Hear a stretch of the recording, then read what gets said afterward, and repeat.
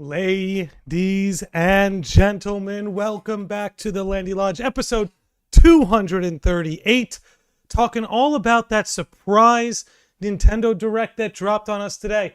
But before we get into any of that, and there's plenty of good stuff to get into, but let's give a warm shout out and a lot of love to the Sages of the Lodge, people who are YouTube channel members, longtime Twitch subscribers, donate directly. Look, as I always say, guys, all I ask is that you come hang out.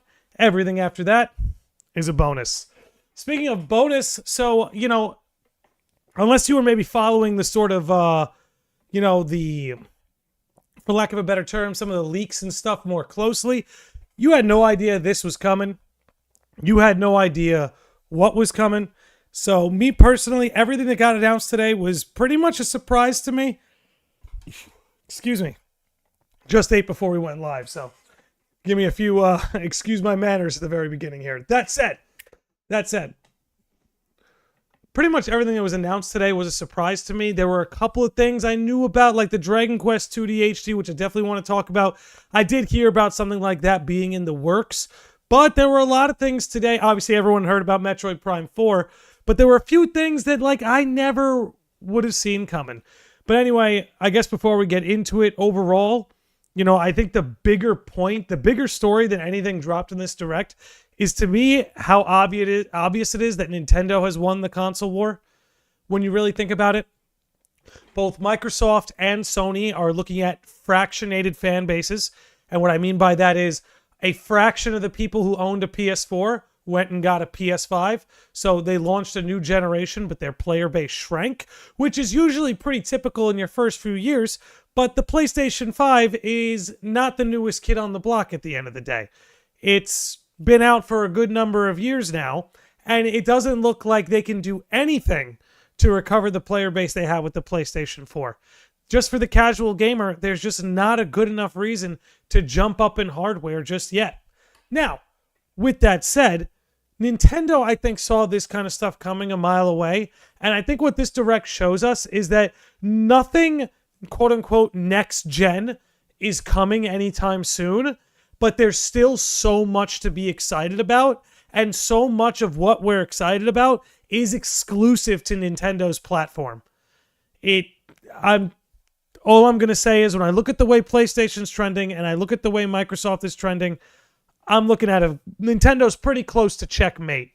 And I think when we look at the future of gaming, I think what you're going to look at is you're going to have people who game on PC, and you're going to have people who own a Nintendo console.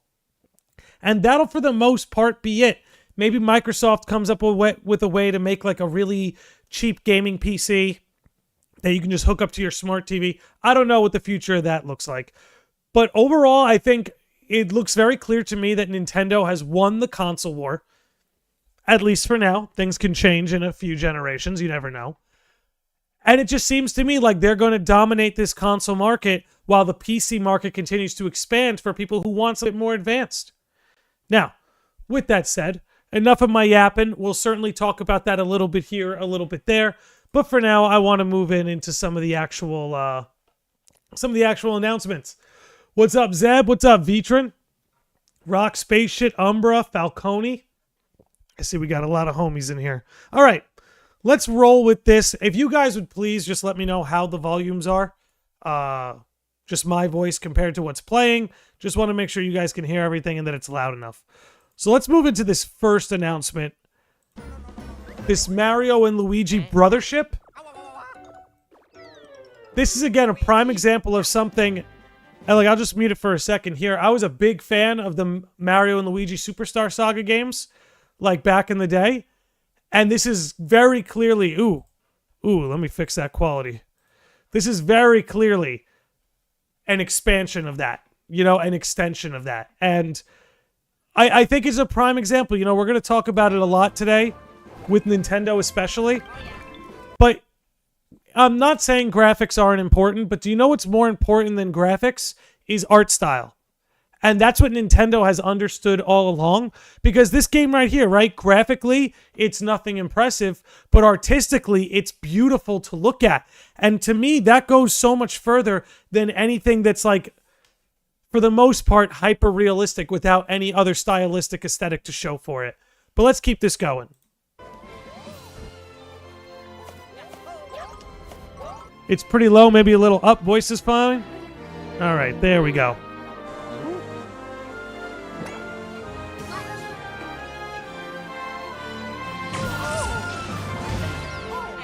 And this is what I mean, too. Maybe I'm crazy for saying this. I did enjoy the Mario movie. Oh, let's get you guys a better view. Let's get you guys a better view. My bad. My bad. I forgot to switch up the views here. But I kind of wish the movie looks like this. I enjoyed the movie, but I wish the movie kind of looked like this. Alright. And the combat, man. Turn-based combat. It is not a thing of the past. Turn-based combat is not a thing of the past. And I don't know if I'm going to get this game. But this trailer's convincing. I'll tell you that much.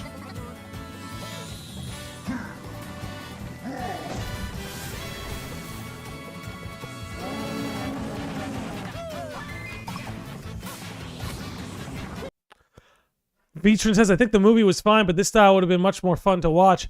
I think their personalities shine so much in the approach the Mario and Luigi series has.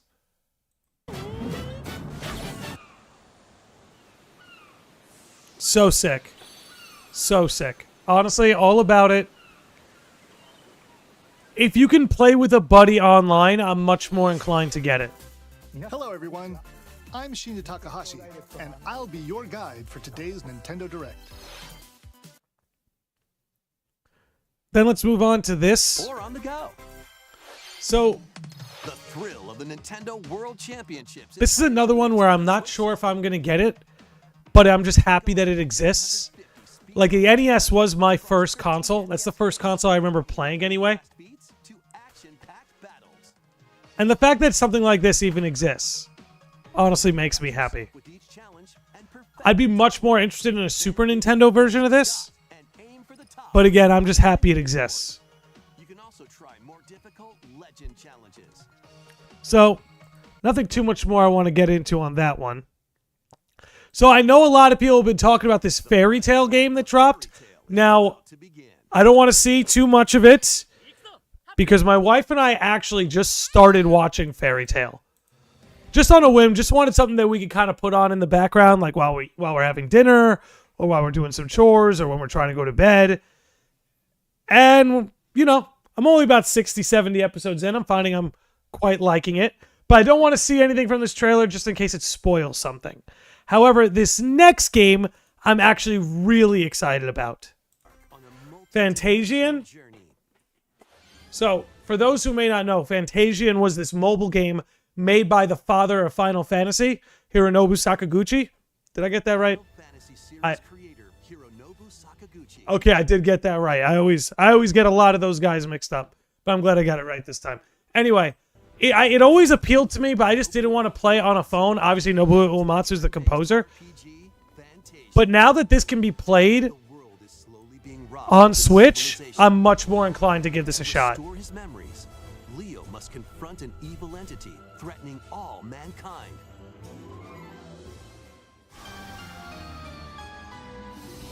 Skills are the ticket to— And if you look, I might be wrong about this.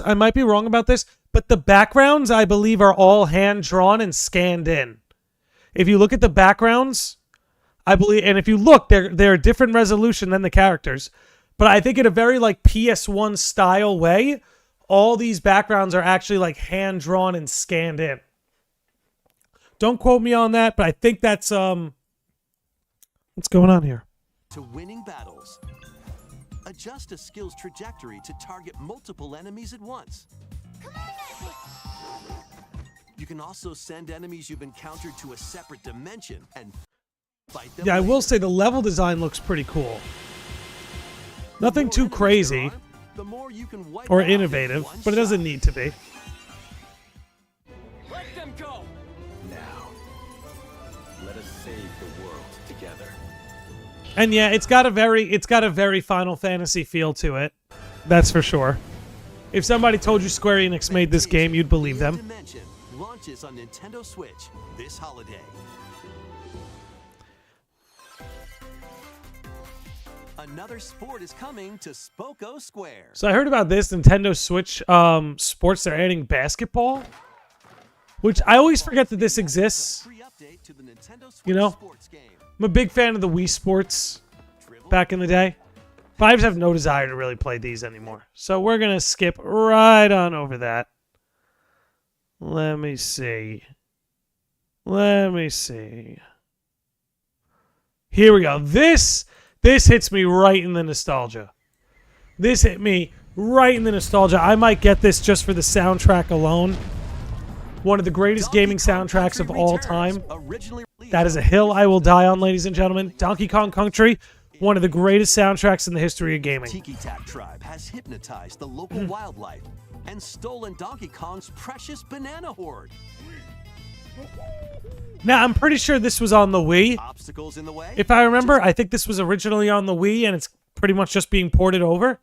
But I love Donkey Kong Country so much. Like, I don't know. I always liked Mario, and we always had Mario platformers in the house. But when it came to platforming growing up, I was always much more drawn to Sonic the Hedgehog and Donkey Kong. I don't know why. Stomp him But like Nintendo platformer, I always preferred Donkey Kong. and roll on through. Each level is filled with hijinks, but there's Well- no match for the With the exception of the Nintendo 64 era. Because Mario 64 is infinitely better than Donkey Kong 64. Even though Donkey Kong 64 is good. No disrespect. these top bananas from Manic Minecarts. And the game looks good too, but I'm not going to lie. Barrels. I still think it looks better on the Super Nintendo. I have to be honest. This version looks good, but I actually think the Super Nintendo version still looks better. Maybe I'm crazy. Maybe I'm an old man. I don't know. There are plenty of transportation methods available. Pass a Joy-Con controller to a buddy for 2-player local co-op. Oh, that lighting did look 80 good. appealing levels are That in lighting store, did look good. including the additional levels from the Nintendo 3DS version.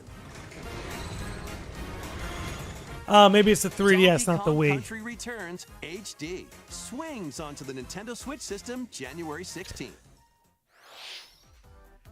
Okay. Let's see. Oh, yeah, so this next one, guys. Turns in HD. I'll tell you this. This next one is the one I'm going to make a big fuss about. Actions and antics. I'm going to make a big fuss about the next one. Next, please take a look at this. This right here, this is what Square Enix needs to be doing. This is what Square Enix needs to be doing. That's all I'm going to say. Actually, that's not all I'm going to say. I'm going to talk for another hour. Okay, I'm going to pause it. How beautiful does that look? How beautiful does that look? Don't get me wrong. I think Dragon Quest XII is a lot to be excited about, right? But this right here, just this shot right here, got me more interested in Dragon Quest than anything else ever. And this game I will be getting. And this will be my first Dragon Quest game. Because I think this HD 2D art style is so stunning and so beautiful that I look at the old Square Enix catalog and I almost feel like almost every single game should get this HD 2D treatment. Do this to Chain of Memories. Do this to Final Fantasy VI. Do this to Chrono Trigger. Do it. Do this HD 2D and all those games I just mentioned and more, and you can have all the money. Am I wrong? Look at this. Stunning. Absolutely beautiful. This is what I'm saying, man. Pixel sprites and turn-based combat are not things of the past. Absolutely not.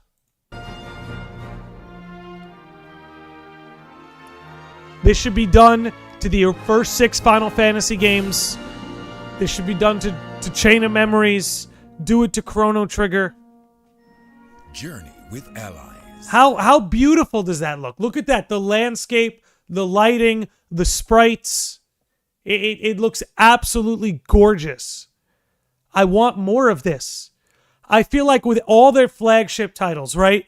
They should always have a 3D Dragon Quest and be working on an HD 2D Dragon Quest. Have a 3D Kingdom Hearts and work on an HD 2D Kingdom Hearts. Have a 3D Final Fantasy and work on an HD 2D Final Fantasy. Look, maybe that's a pipe dream. I'm just voicing what I think would be cool. Because when I look at this, again, I've Dragon Quest has been in my periphery my entire life. I'm a huge fan of Akira Toriyama. You know, I'm a huge fan of what they do over at Square Enix. You'd think that'd be a match made in heaven. But for some reasons I'm still trying to verbalize on these said podcasts, something about seeing this game, this universe, this world in HD 2D draws me in like nothing else has before. So I'm not entirely sure what to make of that. All right, see chat's popping off a little bit. Zeb says, bruh, imagine an HD 2D remake of the original Chain of Memories. Zeb, that's what I'm saying. It would be incredible. They should be doing this across the board. They should be doing this across the board, man. At Final Fantasy IV, right, Vitrin? I'm telling you, any of those first 6 Final Fantasies, if you did an HD 2D of them in this like this, people would lose their minds. People would lose their minds. And it would get more people into the series. Because again, I'm going to repeat myself, but I think it's worth noting that again, for some reason, this HD 2D has me more interested in Dragon Quest than ever before. Ever before. Shadowflare says, also, I want Dragon Quest DQM Joker 3 to get a port. Don't know what it is, but I support your desire for that port. Sven says, Nintendo fans eating good today. Sven, they've won the console war. It's over. It's over. Until the next generation or two, it's over. Over. Yo, what up, OJ? What's going on, Orpheus Joshua? It's good to see you, man. I still want to play the Triangle Strategy. I'm going to let this keep going. Face the Archfiend Look at this. on an epic adventure. Memorable encounter. Come on, how beautiful does that look? That whole room, that whole setup, the mix of textures, mixing it up between pixelated textures and more smooth-looking textures, right? Look at the difference between, you got the blue carpet here, but then you have, again, the more pixelated, like marble flooring you can see here. It's so good, man. Like, this is just beautiful. I don't know what else to say. I don't know what it is, guys. Maybe it's just my personal taste. But I think this looks awesome. And I'm glad Square Enix is leaning into this, man. Encounters. Perplexing challenges. And formidable. And come on. That's a pretty cool UI. I wonder if maybe they would move this down so you could see more of him, but is what it is. I wonder if you can have this sort of back view for the battles and a side view. Little monsters await. An iconic RPG remade in HD. How beautiful does that look? This is just kind of what I mean. These sort of top, I guess because we're getting so used to, I think I'm starting to understand. Hear me out. I think because we're getting so used to these 3D games and having a very up-close look, right? Like, picture the sort of view of the landscape you have in a modern video game. If you're playing first person, obviously you have that first person view. But if you're playing third person, the camera is usually like 6 feet behind whoever you're controlling. These sort of HD 2D RPGs, you can see, like right here, an entire courtyard in one shot. You can see the whole thing. Instead of basically seeing what the character sees from a back view angle, you can kind of see a sort of entire setup like this. And it's really cool to see this, I guess is all I'm saying. In our games becoming more advanced and three-dimensional and like camera views getting closer to the characters, we've sort of given up the ability to see landscapes in this way. Again, we've completely changed but this is such a nice like callback. Okay, I'm done. I'll keep it going. I'm done ranting. You know, I got to stop apologizing for ranting on my own podcast when there's no guest. It's literally what I'm here to do.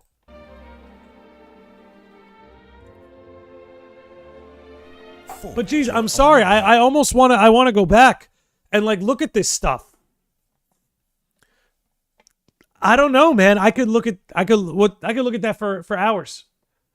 And I feel like I'll keep finding new stuff as I'm looking at it. All right. Enough gushing. Enough gushing. Your own path.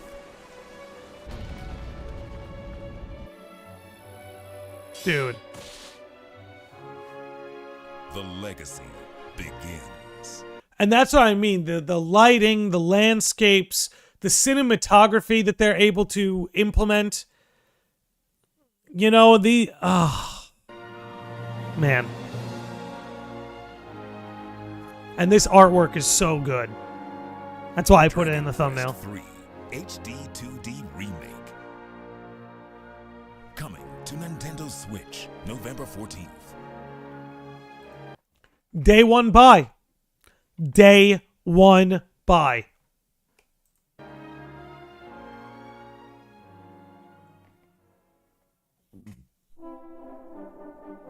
Yo, for real, Umbra, the way they revealed it right here,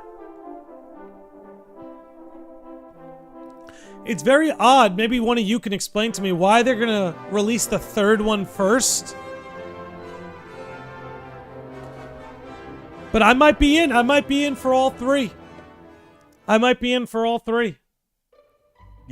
like, don't get me wrong, I loved Octopath Traveler 2. I really did. I think it's one of the best games to come out in the last few years. But even that game, the Dragon Quest III 2D HD, it looks like visually it's a step above even Octopath, and Octopath was a visually stunning game in its own right. Whoo! Because the third one is the first in the trilogy chronologically. Oh, really? Oh, that's cool. Oh, how very interesting. How very interesting. Well, good for them. Okay. Then we have this Funko game, which I was not interested in. We'll come back. We're going to come back to Dragon Quest, because to me, that was the highlight of this. Ready for an adventure of ghoulish proportions? But this was cool too, man. I don't know. I'm a big Luigi guy. You know, I love the Mario games, but I was always a Luigi guy. So Luigi's Mansion living on Summon your courage. makes me very happy. Explore multiple I really don't have much else to say from that. Like, it looks good, goofy ghosts, but to me, it, you know, tricky traps. I played the game already. I don't feel like I need to play it again. But I'm glad that it's available if somebody wanted to play it for the first time. All right, let's keep moving here. Yes, the expansion pack. I wanted to check this out. Dragon Quest III also ties into Dragon Quest XI's lore more than... Really?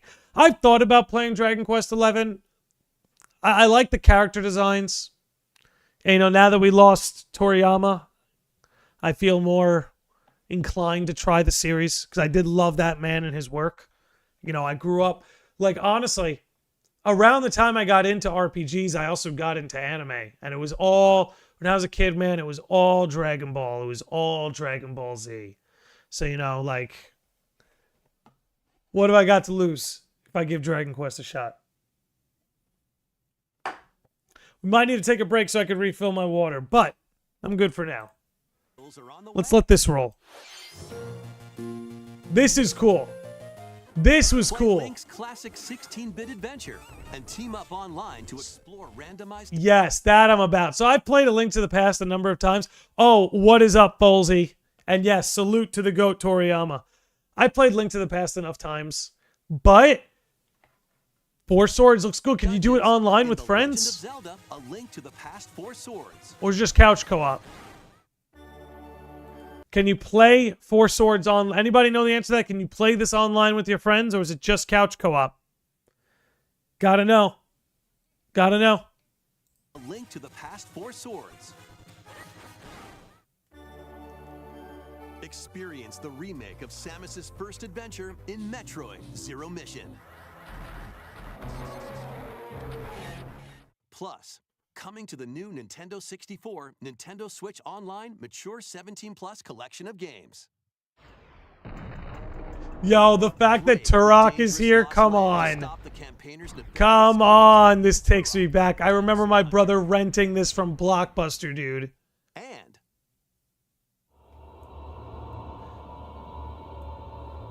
I think this is Perfect Dark, right? infiltrate a I corporation love to these end their games alien growing up. conspiracy in My Perfect brother, Dark. my older brother and I would play this Online game a lot multiplayer. together.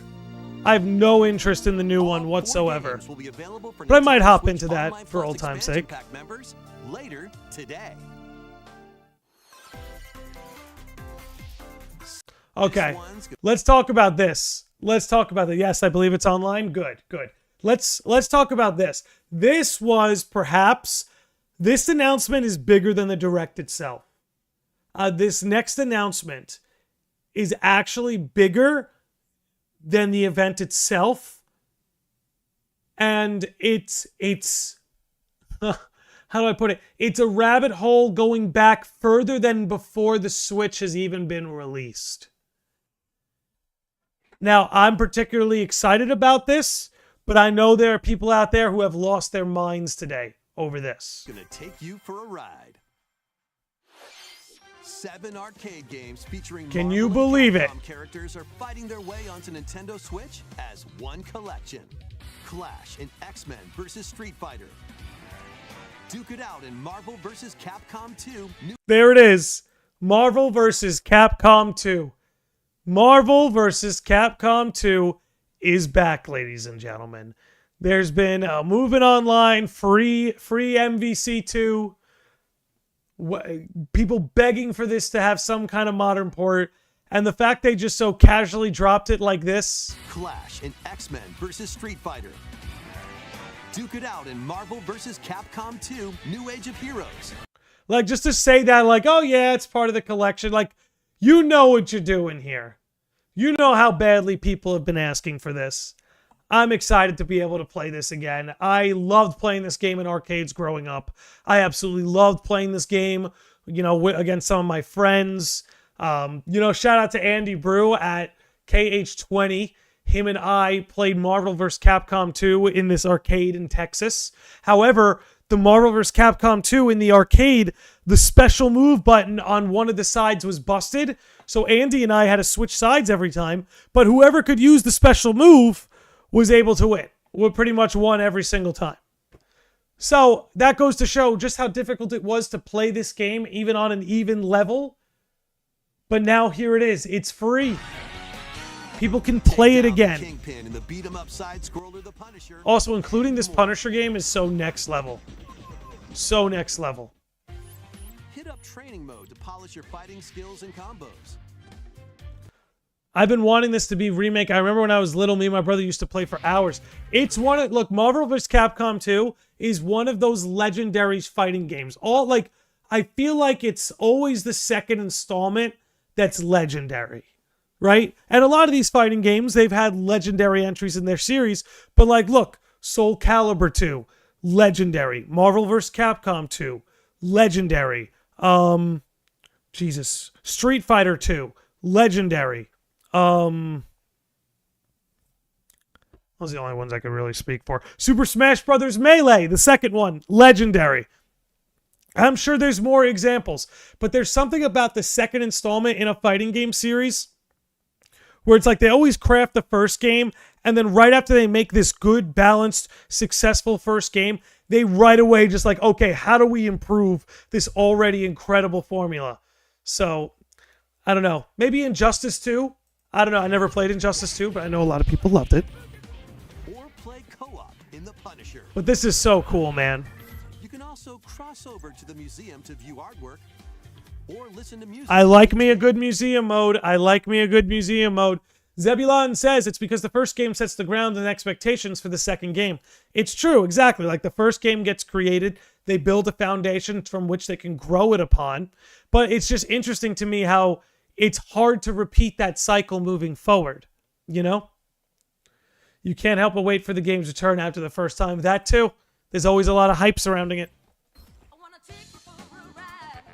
Marvel vs. vs. Capcom So sick, Fighting dude. Collection Arcade Classics launches on Nintendo Switch this year. I'm getting it. I'm getting it. I probably won't play it that much, but I'll be happy that I have it. Because I'll tell you right now, it took a long time to get some kind of physical copy of Marvel vs. Capcom 2 back on the market. I am willing to bet that it's probably going to be, I don't know how long it's been in between releases, but I'm willing to bet you it's going to be another 10, 20 years before there's another physical release of Marvel vs. Capcom 2. So, again, I don't intend to play it that much, but I'll probably have that, put it on my shelf, pop it in once in a while. Hey, Mo, thank you for the 5 bits. And, dude, great interview with Callum Pierce, man. Doing good work over there at Motown Downtown. Let's keep it rolling. So here we go. We have another Mario Party. I have mixed feelings about this. I'm going to say it right now. I got mixed feelings about this. I'm very happy it exists. I can't wait to play it. But there's the part of me that's like, why wasn't this just DLC? Why wasn't this just DLC? Anybody?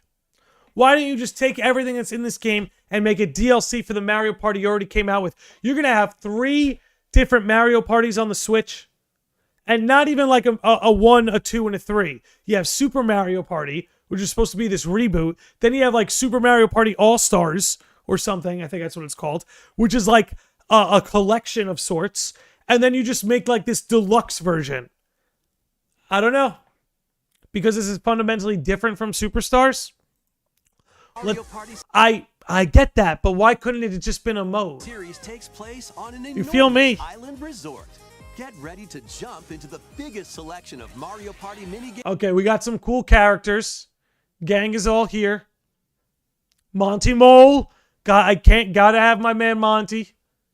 I love it when you can play as a basic Koopa. Tell you, Mario Kart Double Dash, my team was Yoshi and Koopa. Don't fuck with me. Games yet in Super Mario Party Jamboree. First, let's see some of the new boards where you'll compete to So collect I the remember most this stars. board. This is an old one. Take the escalators to travel between floors in Rainbow Galleria. Okay, that map looks sick. Let's take that back a second. Take the escalators to travel between floors in Rainbow Galleria. That looks sick. Holy shit. Use in-game coins to get a star at half price when they're on flash sale. But act fast. Wait a minute. Whoa. Around and stay on track in Roll'em Raceway. With the new Turbo Dice item, you can move up to 40 spaces with a lucky roll. This is cool. Here on Goomba Lagoon, the ebb and flow of the tide can change your path. And things really get mixed up when the volcano blows its top. Along with 5 new game boards. So we have 5 new boards, and it looks like they really upped the ante that every board is really gonna feel like a different kind of game. Because again, between Rainbow Galleria and Roll'em Raceway, you're essentially playing 2 different games. Reminds me of Coconut Mall. Yeah, me too a little bit now that you mention it. 2 boards from previous Mario Party. I love this top Mario Party board and the Mario Party 2 board. Both of these boards are S-tier boards. S-tier boards. Games make their return. Some mini-games are action-packed challenges, speed trials, a battle of wits, and more. And some are controlled by gently shaking or tilting your Joy-Con controllers. Oh, get out of here. With over 110 mini-games, there's a wide variety to enjoy. Also, This. up to 20 players can... This I can't wait for. This I absolutely... Are you ready for these lobbies? People talk about... Look.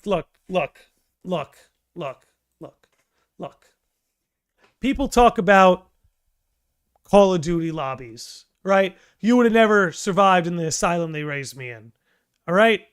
You would never survive in the COD lobbies that I survived in circa 2006, 2008. These Mario Party lobbies are about to be a whole other level of vitriol and malevolence. You're going to allow 20 people into a Mario Party lobby? Things are about to get a little crazy. And I'm here for it. I am 100% here for it. go head-to-head online in the Coupathlon mode. Look at this. Compete against your rivals and aim for first place. Look at this. This is insane. And that's a big board when you really break down how many spaces we're looking at. Oh, Mo, you ain't kidding, dude. It's going to be toxic is right. Try your best. Look to at come this. out on top. Wait, there are even more new modes? The biggest Mario Party yet will soon be underway when the Super Mario Party Jamboree game launches on the Nintendo Switch system October. And again, day one. I'm opening up those lobbies. I'll tell you, this channel's live streams outside of podcasts are going to turn into Kingdom Hearts Missing Link lobbies and Super Mario Party Jamboree lobbies. That's essentially where we're headed. October 17th.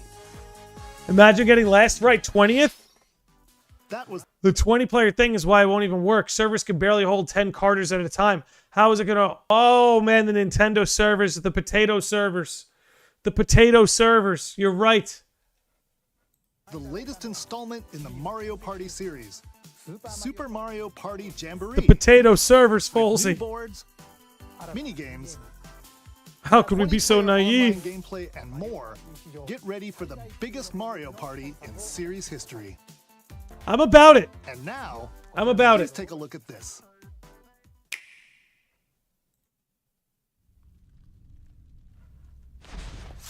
So this, probably my second favorite announcement. Probably. This, I'm gonna just let it roll. I'm gonna just let it roll.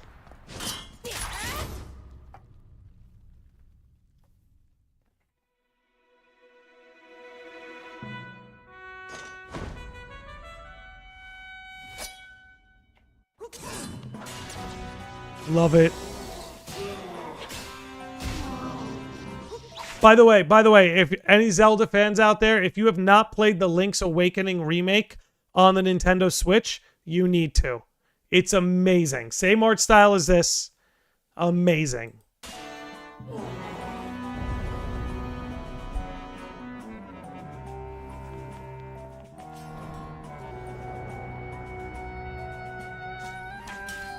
So metal. So it goes down with the bow, you know what I mean? Big Link energy. So cute. Chibi Zelda is adorable. How stunning. Here we are again. Just like we were talking about with the Dragon Quest 2D HD remakes. How like beautiful these landscapes can look. How stunning does this look, man? How beautiful and artistic does this look? I love it. And like usually I'm not into like chibi art styles and stuff like that, but this particular sort of like almost like wooden toy soldier sort of look is just so beautiful in my opinion, and it kind of suits the Zelda series. And like, yes, a spin-off where we can play as Zelda.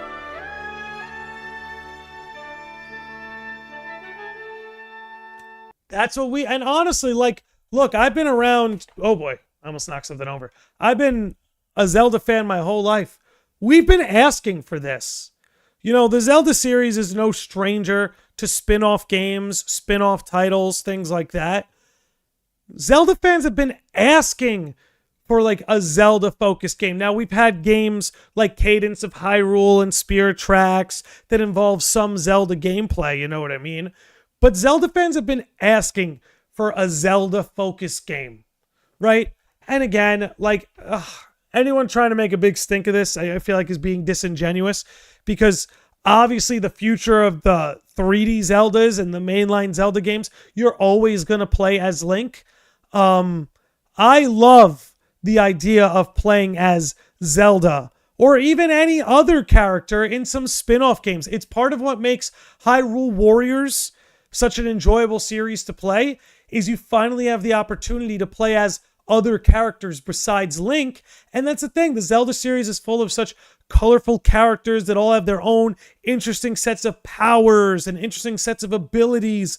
And, you know, to keep so many of the games locked in on one character. I don't know. I like these opportunities that we're being given to explore. Again, I think mainline Zelda games obviously should always stick to Link, but these spin-off games, these subtitle games, they should feel freedom to explore. Now, look, I have a lot I still want to say, but I want to refill my water, so we will be right back, ladies and gentlemen. Just going to go refill the water, and we'll get right back to talking about Legend of Zelda: Echoes of Wisdom.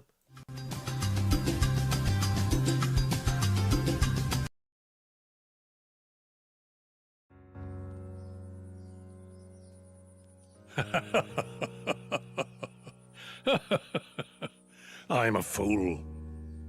I spent years studying the workings of the heart. Yet it seems I still haven't learned a thing. The process of encoding hearts is incalculable. The inhabitants of my Twilight town were data created from real hearts. I was convinced that they would think and behave the way I had envisioned, but I couldn't have been more wrong. A heart is so much more than any system. I saw it when Roxas and Kairi crossed paths. I knew, but I was too stubborn to accept it. It's always the same. I try to wrap my mind around things my heart already knows, only to fail. I had so many plans in store, but once Sora was an acting force, they fell apart. All my research amounted to nothing compared with that one boy's heart. Have your laugh. I deserve as much for failing to see you for the fool you are. Xehanort, foolish apprentice. Ladies and gentlemen, while we were out, Treehouse has rated us over on Twitch with a party of 31. Thank you, Peace Dud YouTube or YT, for the follow over on Twitch, bringing us closer to 700. Treehouse, dude, thank you for the raid. Welcome in, Raiders. My name is Landy, host of the Landy Lodge. Basically, have a YouTube channel and a podcast where we talk about all things, mostly RPGs like Kingdom Hearts, Final Fantasy. We talk about a little bit about Soul Calibur here and there, a little bit about Zelda here and there, Persona, other stuff. So if that kind of stuff interests you, you've come to the right place. Yo, what's going on, Jay Ray? And Treehouse is still here. Let me give you a shout out, dude. Dude, that's a big old raid. That's a big old raid. Thank you, brother. Playing some Kingdom Hearts. How is that going, man? How is that going? All right. So look, we're talking a little bit of Zelda here. And personally, I am over the floor about this announcement. And like here, let's just look at some of the gameplay. We've already sung the praises of the art style. Let's let this roll. Hello everyone. I'm Eiji Aonuma, producer of the Legend of Zelda series. By the way, sick shirt. Awesome shirt. Gotta have respect.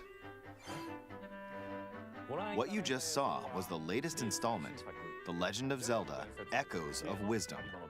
Love it. This time around, Link has vanished. Now, it's up to Princess Zelda to step into the protagonist role. You might be thinking, will Zelda fight with a sword then? No. Here, we wanted to create a new gameplay style that breaks conventions seen in past Legend of Zelda. Stolen away. Across the vast land. Oh, just looking beautiful, man. Am I lagging or are you? No, I'm good, man. I'm good. I have 0 drop frames on OBS. Coming in at 4,000 kilobytes per second. You guys should be fine. You guys should be fine. Did it just end? No, just refresh if you need to. We're good. Trust me. You know, for once, Twitch is actually holding up better than YouTube. Look at that. Look at that. But refresh if you need to, guys. We're doing just fine.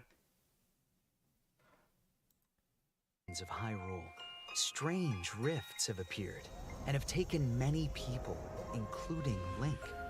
See, that's Now crazy. Alone, Zelda. Well, I want to say this too. This is also what makes it exciting too, right? Is like if they were just if this was just another remake, or if they were just reskinning another Zelda game, you wouldn't really be getting anything new. As much fun as the Link's Awakening remake was, it was a Zelda story that I've already played through, already know about for all these years. What we're getting here is a brand new story, brand new adventure, and for all we know, there could be some cool implications thrown in somewhere. Zelda meets the fairy Tri. What up, warrior kid? Receives a mysterious staff called the Tri-Rod and sets off on a journey across Hyrule to Okay, come on. That is the freaking cutest thing I've ever seen in my life. Okay? What else can I say? save her kingdom.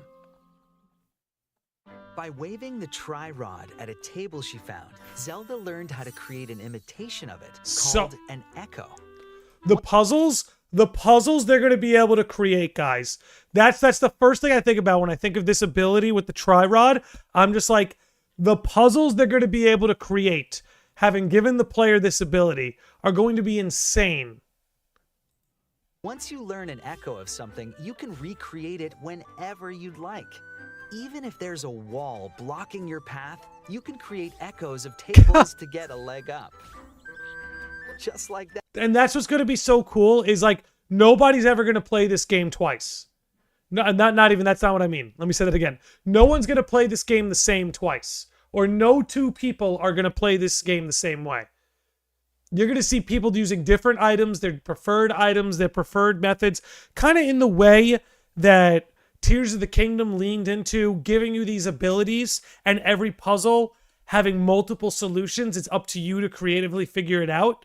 It seems like that's what they're doing from a top-down perspective now as well, is they're going to give you a lot of these abilities, and there's going to be multiple ways to solve the problems you're presented with, but it'll be a reflection of the player's creativity, how they solve those problems. Now, personally, I'm a fan of the older model, limited abilities, limited solutions, but I'm all for them embracing this era while we're in it. Keep it moving. That. You can create wooden boxes, old beds, and unusual things like water blocks. How exactly. you use them separately or together is entirely up to you. Learn and create echoes of things you find while exploring Hyrule. You might be surprised. You see what I mean? And like, in a weird way, you kind of get to decorate the world a little bit. You know?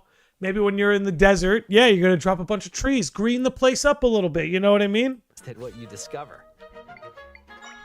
Using beds as stairs, a trampoline, come on. Even battles will look different.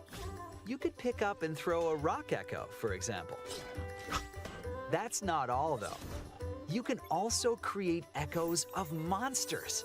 After doing so, yeah, this is cool. Fight by your side. That is such a cool feature too. That to me is such a cool feature too, which again, this is what I was saying before, where it's like, you know, the world is going to present itself to you in a very conventional Zelda way, but the gameplay that we're looking at right here looks looks vastly different than any other Zelda game we've ever seen. And that to me is what's the most exciting prospect about this game.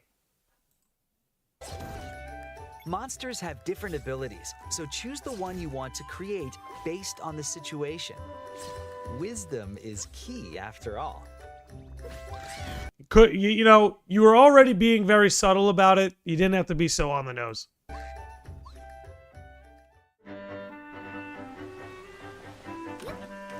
I also want to say the little bit of the soundtrack we get to hear also sounds incredible.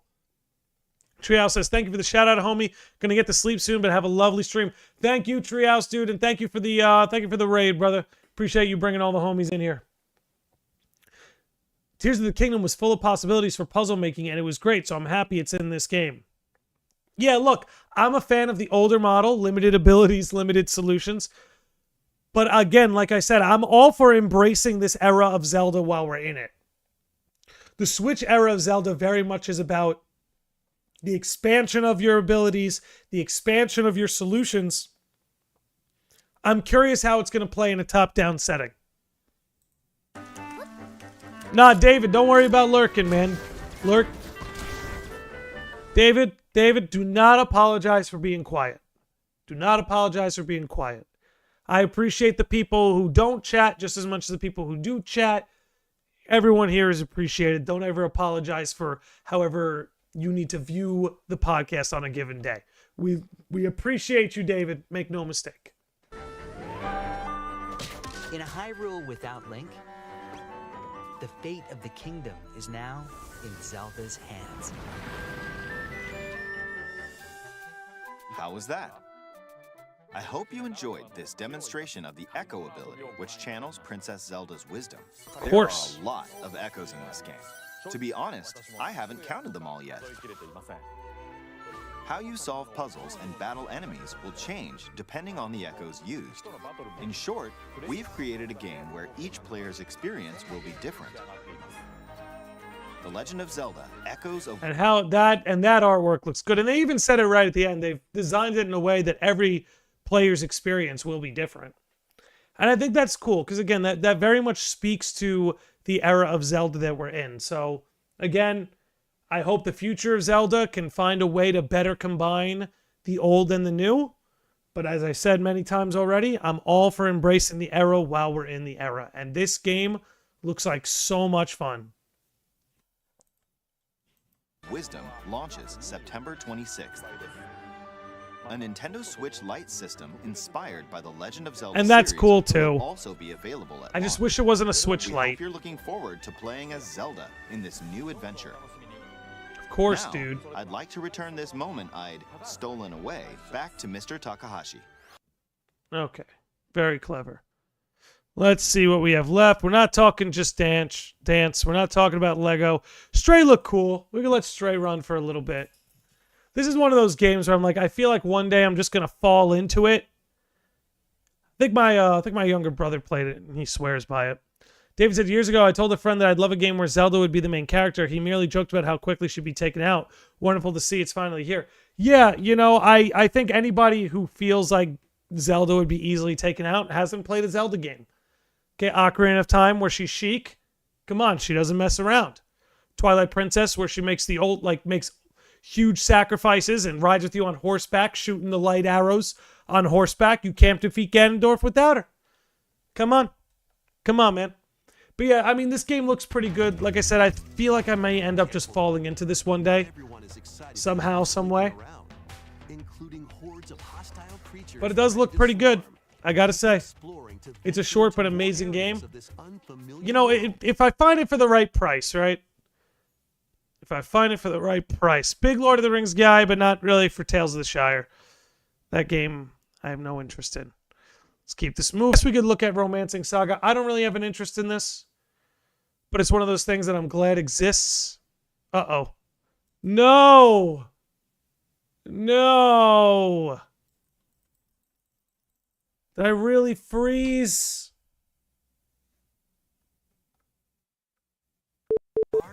Oh, we're back. We're back. Holy crap. Holy crap, we're back. I thought we were toast.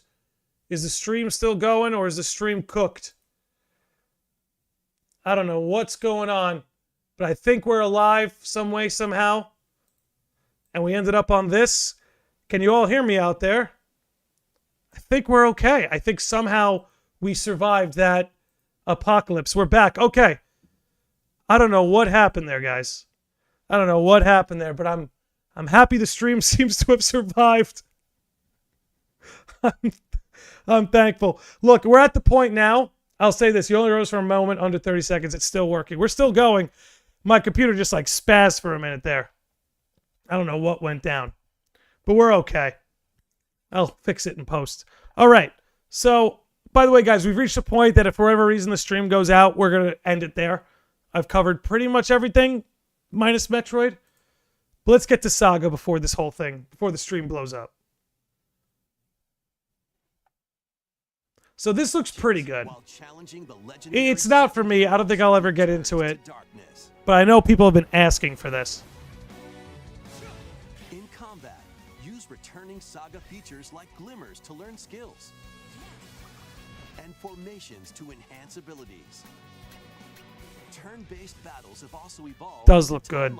I will say, it does look good. Is key. Innovative features like United Attack can also help with strategy. How will you expand your empire? And in which order will you fight the 7 heroes? Every decision you make will dramatically alter the Oh, course Umbra, of it's the been a story. crazy year for RPGs, dude. Safeguard your Crazy empire's year. future and protect your legacy from peril. Otherwise, the vengeful 7 heroes may emerge victorious. Romancing Saga 2: Revenge of the 7. Yeah, again, not anything I'm gonna fall into, October 24th. but definitely happy it exists, and hope that it's successful. All right, let's talk about the let's talk about Metroid. So I've never been the biggest Metroid fan. I played Metroid Prime 1. I played Metroid Prime 2. I did not play 3. I did play, oh god, what's the one that came out on Switch? Metroid Dread, which I got up to the ending. I didn't beat the final boss, but I got up towards the end. I did enjoy Metroid Dread. So I play the Metroid games. I've never been the biggest fan of them per se, but this announcement is awesome. So let's let that roll.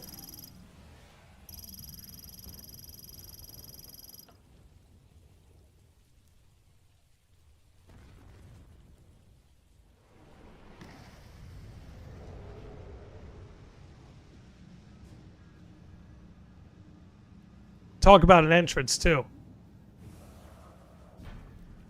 And it looks good, man. It looks good. Oh, and that view. That view takes me back. Oh, looking through Samus's helmet.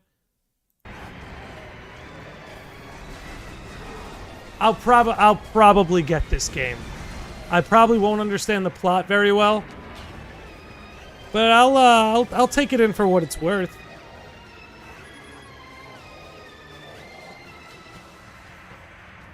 Okay, interesting.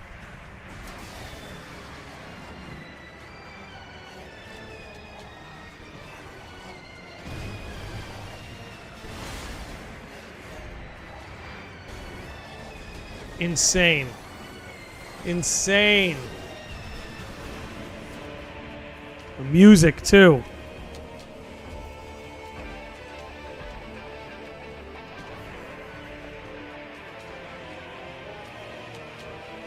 Metroid Prime 4 Beyond.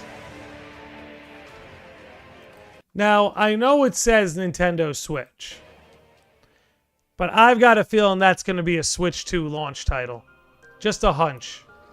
It'll launch on both platforms, Switch and Switch 2, but I've got a feeling this is going to launch on both. Just a hunch. I have literally no evidence to back it up. But 2025 seems like a prime release time for Switch 2. That's all I'm saying. That's all I'm saying. Okay, but yeah, I mean, look. Overall, this Direct, I think, took a lot of people by surprise. Here, let's get... I think this Direct took a lot of people by surprise. 'Cause I think it showed that Nintendo doesn't need to pull out the big guns to be successful. Now, we saw Metroid, obviously, but that's 2025. The fact of the matter is they announced a bunch of games for 2024 that people are excited about that are either ports, remasters, remakes, spin-offs.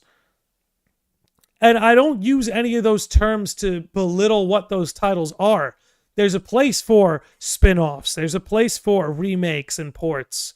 But I think what Nintendo showed you is they have all the leverage in today's market because they own these IPs and they have such a large player base that, of course, something like Dragon Quest, which we're looking at right now, is going to see so much success on the Switch.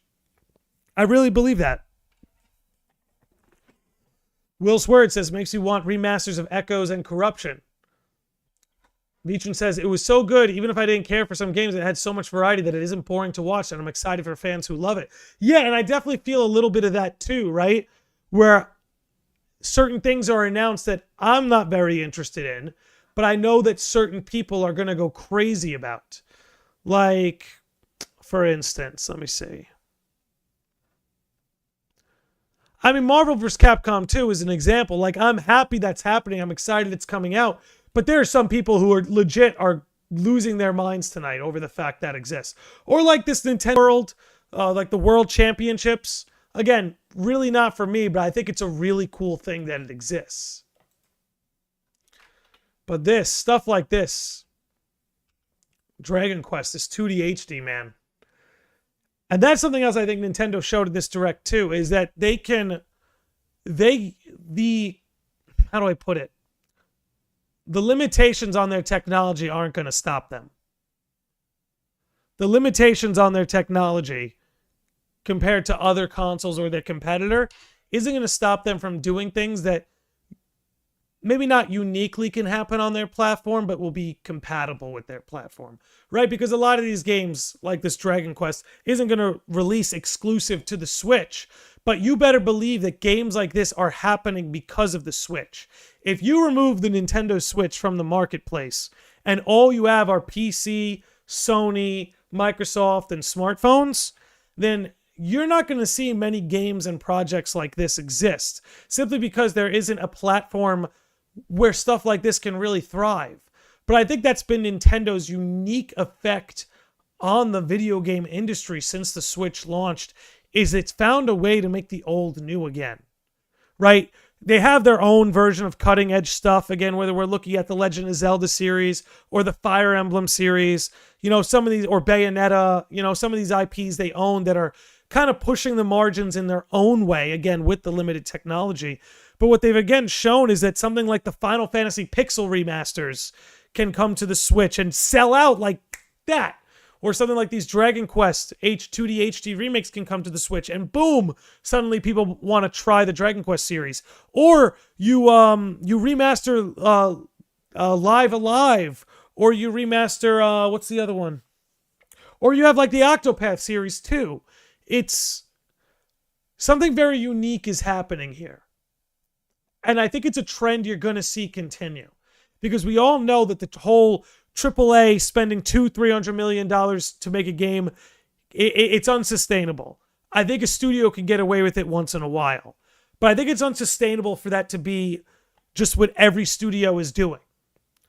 I think stuff like you saw in this Direct, whether it be this Dragon Quest 2D HD, or whether it be the Mario and Luigi brothership, or whether it be sort of this NES World Tour, or this Donkey Kong Country Returns port, or Marvel vs. Capcom 2 coming to the Switch. I think you're just going to start to see more stuff like that. You know? I don't know. Oak Tudor says Nintendo has always produced consoles and games that surround family and overall creativity that can be used in multiple ways. Think GameCube, 3D, Wii, almost VR-like, and Switch, advanced PSP. Yes, and that's where people are excited to see what they're going to do next, right? Because all eyes are on Nintendo. They're winning right now, where Microsoft is considering abandoning consoles altogether and just being a publisher, and Sony is looking for any excuse to stay in the console market. Nintendo is here thriving in ways they've never thrived before. Thriving. The Nintendo Switch is one of the best-selling consoles of all time. I think it's just short of being the best-selling console of all time, just behind the PS2.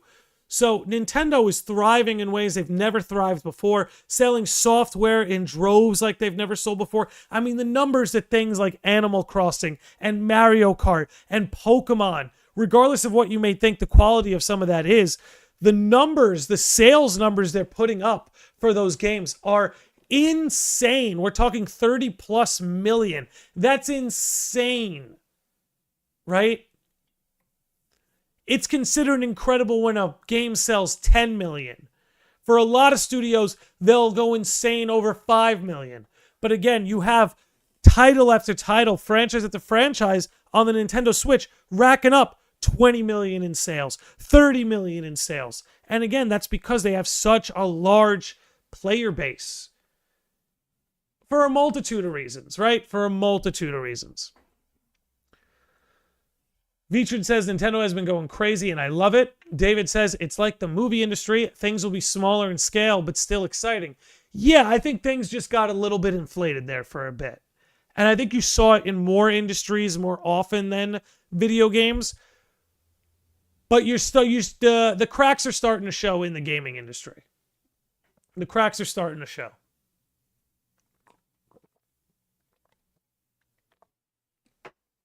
All right. But again, they've shown that, you know, again, you have Metroid Prime, which is as AAA as Nintendo can get. But again, that was announced for 2025, and there wasn't even a season, right? It wasn't winter 2025, spring, summer, which means they're not making any promises, which means this could be a holiday release 2025 for all we know.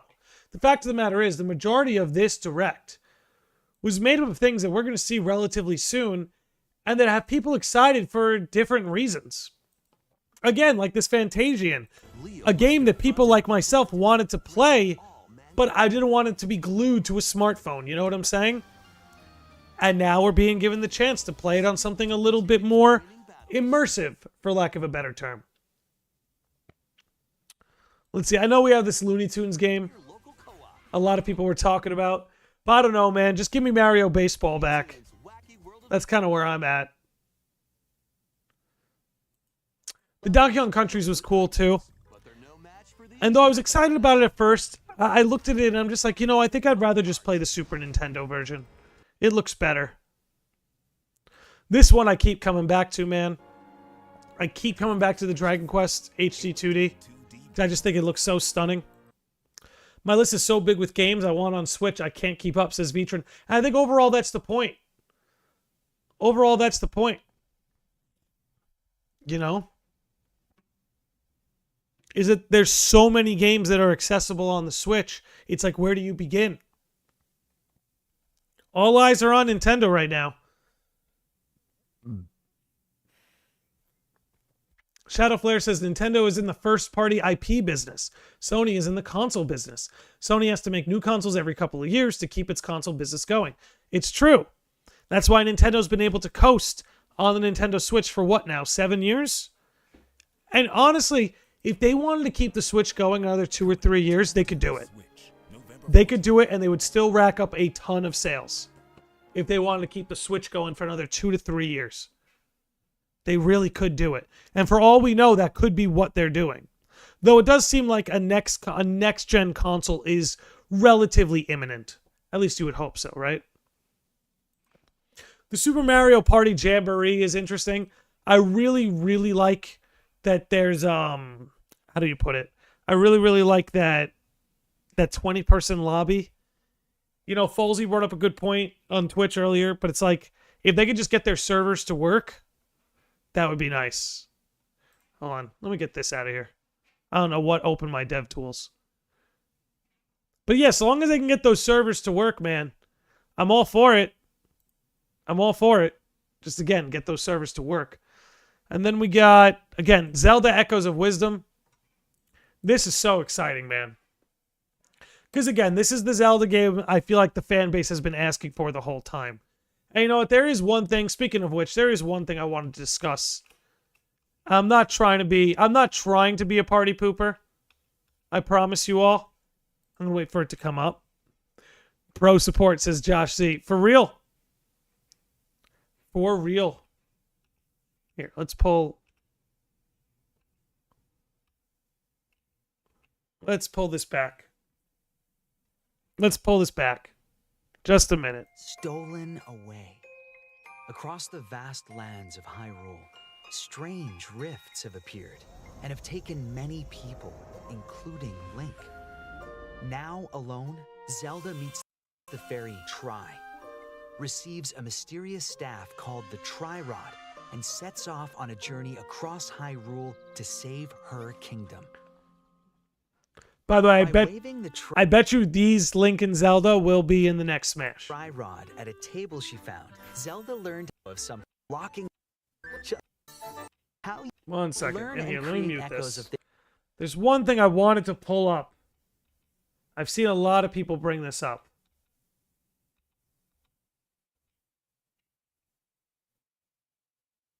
I've seen a lot of people. Oh, there it is. There it is. There it is. Okay. Dial this back. So if you notice, there are two Zoras here. They have both, yo, good night, Shadow Flare. But if you notice, we have the two different Zoras here, right? They're first time you're really seeing that since I think Oracle of Ages, Oracle of Seasons. So I see a lot of people jumping on the ball, jumping onto the train, talking about timelines again. Where's this going to take place in the timeline? Because you have both of these Zoras here. Haven't seen it since the Game Boy games. Look, man, I don't know. And maybe if we got some Zelda fans in the chat tonight who can, maybe say their piece. I feel like Tears of the Kingdom pretty much confirmed that, like, the Zelda timeline we all know and love is meaningless.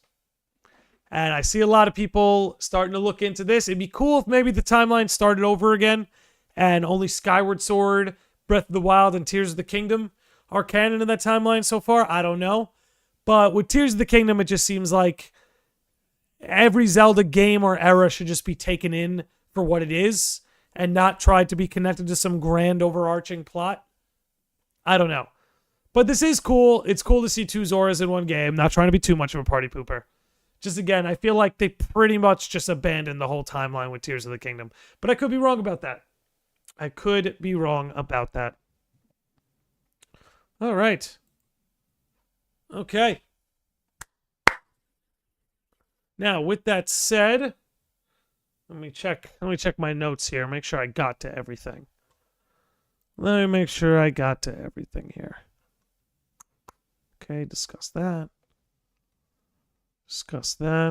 Okay.